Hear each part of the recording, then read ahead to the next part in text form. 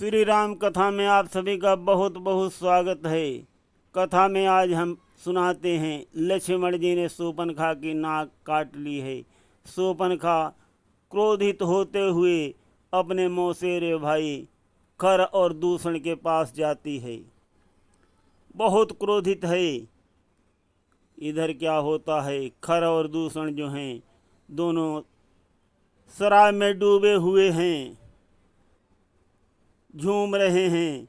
जैसे ही शूर्पणखा को देखते हैं बहुत तेज तेज अट्टहास करते हैं।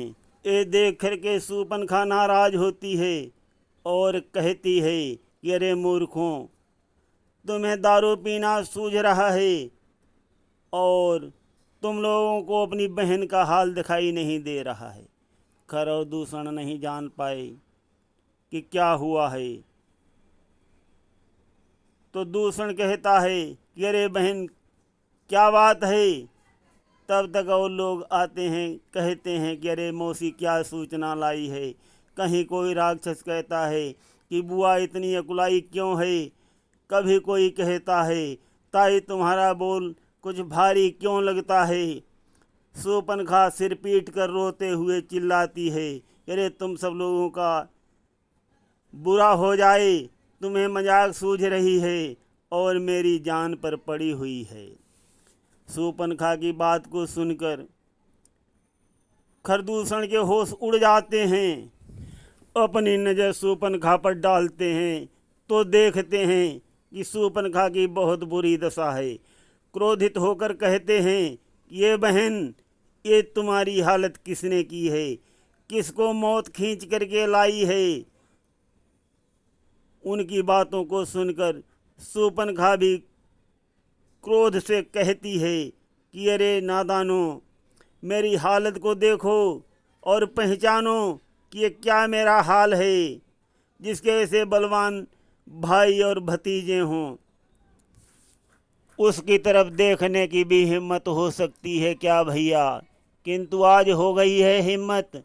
आप सभी चुल्लू भर पानी में डूब मरो। शूर्पणखा तरह तरह के ताने मारती है और आगे कहती है, अब आगे तुम लोगों की भी खैर नहीं है। आज मेरा दिल कुछ अकुला रहा था और मैं घूमते घूमते पंचवटी की तरफ चली गई।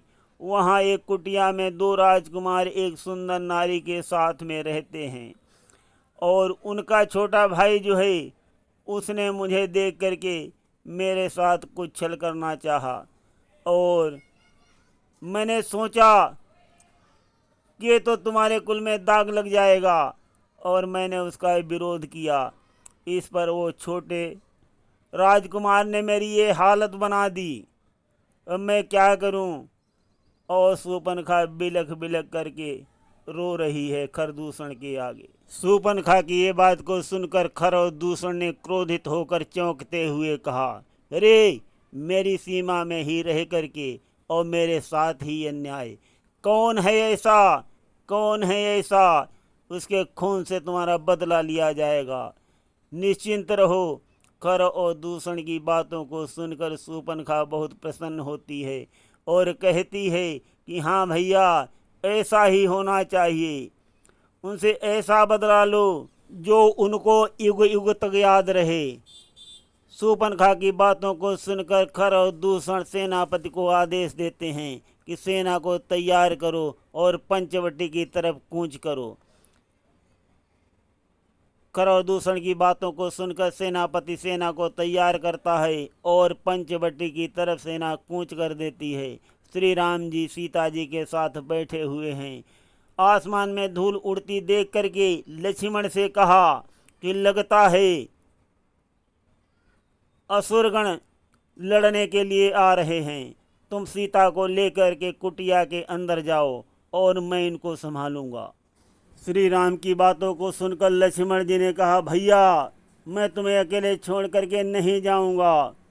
श्री राम जी ने कहा, लक्ष्मण जिद मत करो, समय कम है, तुम सीता के सहित कुटिया के अंदर कहीं छुप जाओ और मैं इनको संभाल लूँगा।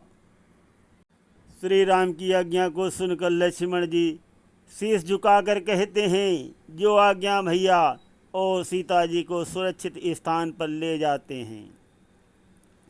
इतने में खर और दूषण की सेना जो है पंचवटी में प्रवेश करती है। श्री राम जी अपना धनुष बाण लेकर के सामने आ जाते हैं।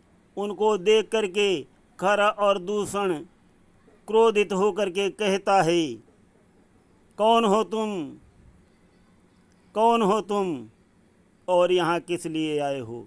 क्या तुम्हें नहीं मालूम तुमने रावण की बहन का अपमान किया है? खर और दूषण की बातों को सुनकर बहुत बार युद्ध होता है और उसके बाद युद्ध प्रारंभ हो जाता है। श्री राम जी के बाणों द्वारा खर का वध हो जाता है। उसके उपरांत दूषण जो है हाथ में बहुत भारी खड़ंग लेकर के श्री राम जी के सामने लड़ने के लिए आ जाता है और कहता है कि मैं अपने भाई की हत्या का बदला लूँगा और लंकापति की बहन के अपमान का भी बदला लूँगा। दोनों अपमानों का बदला मुझे तुमसे चुकाना है। श्री राम जी कहते हैं कि तुम्हारी मौत खींच लाई है और तुम्हें भी अब उसी जगह जाना है जहां तुम्हारा भाई दूषण गया है। और फिर से युद्ध प्रारंभ हो जाता है। श्री राम जी के बाणों द्वारा दूषण का भी वध हो जाता है। जब खर और दूषण दोनों का वध हो गया श्री राम जी के हाथों, जितनी भी सेना बची है उसका भी श्री राम जी ने वध कर दिया। कुछ निशाचरगण जो हैं छुप करके भाग गए। श्री राम जी की निशाचरों पर पहली विजय हुई।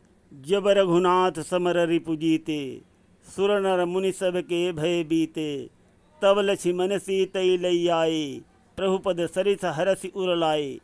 जब श्री राम जी की विजय हो गई और लक्ष्मण जी आनंदित होते हुए श्री सीता जी को लेकर के आ गए श्री राम के सामने और उनके चरणों में गिर गए। कहने लगे, धन्य हो भैया, आज तो आपने राक्षसों को नानी का दूध याद दिलाते हुए सबका वध कर दिया। सीता जी कहती हैं कि नाथ आप थक गए होंगी। श्री राम जी कहते हैं कि नहीं प्रिय, मुझे कोई थकान नहीं है, हाँ भूख अवश्य लगी है।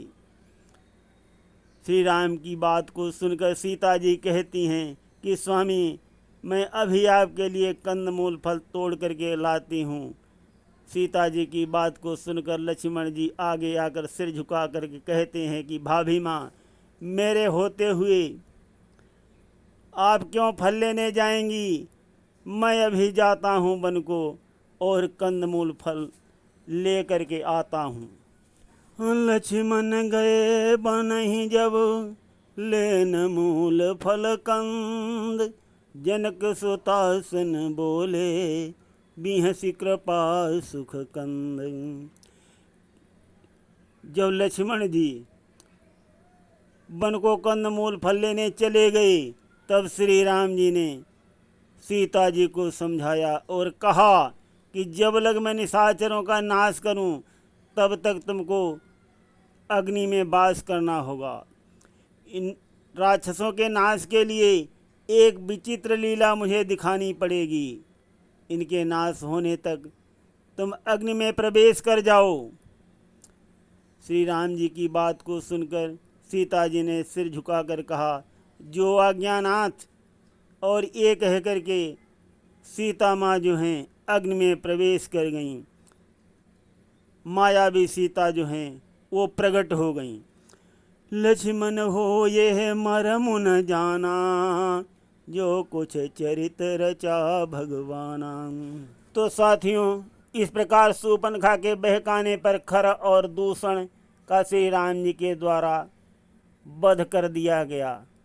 और लक्ष्मण जी जब वन को कंदमूल फल लेने चले गए तब श्री राम जी ने सीता जी को क्या समझा करके और कैसी विचित्र माया रची, ये लक्ष्मण जी को भी पता नहीं चला।